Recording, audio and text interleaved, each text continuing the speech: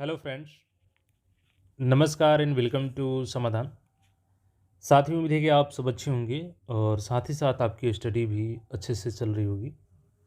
साथियों, बीएसएससी से अभी एक ऑफिशियल नोटिस जारी किया गया है। हालांकि 2 दिन पहले भी नोटिस जारी किया गया था, लेकिन मैं उस पर ख़ास अपडेट देना सही नहीं समझा। लेकिन अभी ये अपडेट आप सभी के लिए ज़रूरी है। देखिए, बीएसएससी चूँकि अभी इसके पास वेबसाइट का स्ट्रेंथ उतना सही है नहीं, तो अभी जो छोटे-मोटे काम हैं उसको निपटा रही है बीएसएससी। और इसी कड़ी में एक नोटिस भी जारी किया गया है। आप लोग को लगातार क्वेश्चन आता है कि सर सीजीएल 4 जो एग्ज़ाम है, क्या वो फॉर्म रीओपन होगा या नहीं होगा और कब तक होगा? तो इस पे भी हम लोग बात करेंगे। लेकिन सबसे पहले देखिएगा, तो इस नोटिस को देखिएगा। और जहाँ तक टेंडर की बात है, तो देखिए, मैंने ऑलरेडी आपको बताया था कि 9 मार्च को एक टेंडर कैंसिल हुआ था और मैंने उसी दिन बता दिया था कि बहुत जल्द इसका न्यू टेंडर जारी होगा और अगले ही दिन आपको न्यू टेंडर भी जारी हो गया। तो देखिए, नो डाउट सारी प्रक्रिया काफ़ी लेट ऑलरेडी हो चुकी है, लेकिन उसको फास्ट करने की एक्सेलेरेट करने की प्रयास किया जा रहा है। तो सबसे पहले इस नोटिस को देखिएगा, फिर आगे हम लोग सारी अपडेट को समझते हैं। देखिए, ये नोटिस जारी किया गया है यहाँ पे आवश्यक सूचना 16 मार्च आज ही की डेट में जारी किया गया है। और ये सैनिक कल्याण निदेशालय अधीनस्थ जिला सैनिक कल्याण में जो आपका एलडीसी का पद था और एक जो और इसमें पद था, तो ये 12 को नोटिस जारी किया गया था और इनका 23 मार्च को प्रमाण पत्र होगा। इस पे अपडेट दिया गया था। हालांकि मैंने इस पे वीडियो नहीं बनाया क्योंकि ज़रूरी नहीं समझा, क्योंकि केवल वीडियो से मतलब नहीं है, आपको जानकारी भी सही होनी चाहिए, तभी उसका मतलब बनता है। तो देखिए, ये 23 मार्च को फिर से इसमें जो है उसमें कुछ संशोधन किया गया है आंशिक रूप से। तो यहाँ पे जैसे 23 मार्च को मंडे को दिया गया है, टाइमिंग यहाँ पे दे दिया गया है, रोल नंबर दिया गया है। इसी तरीके से 23 मार्च को दिया गया है मंडे को यहाँ पे, और इनका टाइमिंग 2:30 से दिया गया है, इनका 10 बजे से दिया गया है। तो इस रोल नंबर के अनुसार आपको अपना सारा डॉक्यूमेंट्स लेकर के जाना है और आपका वहाँ पे सारा डॉक्यूमेंट्स चेक किया जाएगा। तो अभी जो छोटे-छोटे एग्ज़ाम्स हैं, उसके जो छोटे-छोटे काम हैं, उसको निपटा रही है आयोग। क्योंकि देखिएगा, सर्वर अभी जहाँ तक है इनका लोड नहीं ले पाएगा, इस स्थिति में सर्वर है, क्योंकि अब तक इसका जो डोमेन है वो अपडेट नहीं हो पाया है। और यही कारण है कि देखिएगा कि अभी जो आपका सीजीएल 4 का रीओपन होना है, वो ओपन नहीं हुआ है, क्योंकि बहुत पहले से आपका वैकेंसी ऑलरेडी 563 आपका ऑलरेडी आ चुकी है एएसओ की। बाकी इसके अलावा 534 मैंने जो बताया ही कि आपका सांख्यिकी संगणक का है, जो कि बहुत से लोग उसको बीपीएससी से बता रहे हैं, बल्कि बीपीएससी से नहीं, सीजीएल 4 में ही ऐड हो रहा है वो। और बाकी जो आपका राजस्व कर्मचारी का है वो भी इसमें ऐड होगा। तो 7472 सीटें आपकी हो जाएंगी इसमें टोटल।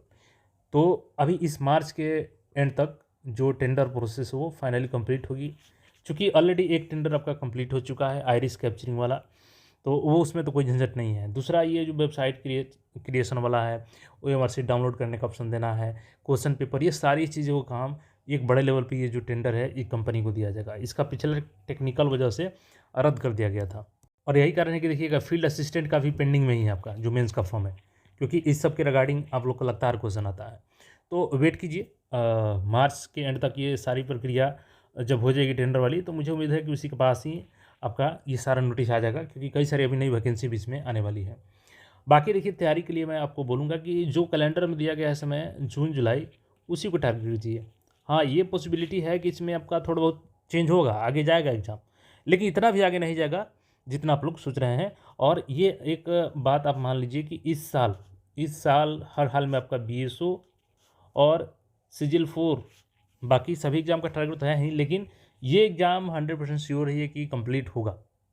और उसी को ध्यान में रखकर तैयारी कीजिए, क्योंकि प्रीलिम्स के बाद आपको ज़्यादा समय नहीं मिलेगा, और जिनका प्रीलिम्स में अच्छा से तैयारी रहेगा वही मेंस में क्वालिफाई कर पाएंगे, क्योंकि मेंस के बाद आपको समय ज़्यादा मिलेगा ही नहीं कि आप एक्स्ट्रा तैयारी कर पाएँ। और एक चीज़ और ध्यान दीजिएगा, देखिए, मैंने आपके लिए यहाँ पे एक अपडेट किया था, जो 13 मार्च को मैंने बताया था कि किस टॉपिक से कितने क्वेश्चन किस सब्जेक्ट से आए हैं कब कब। उसमें मैंने सीजीएल 1 का, सीजीएल 2 का और सीजीएल 3 का, इन सबको कंपेयर किया है कि इनके प्रीलिम्स में जितने भी पेपर हुए हैं, जैसे कि मान के चलिए ज़्यादा संख्या होती है तो प्रीलिम्स के 2-2 पेपर होते हैं। अब इसमें भी कई लोगों को कन्फ्यूजन था, चूँकि कन्फ्यूजन होना ही नहीं चाहिए।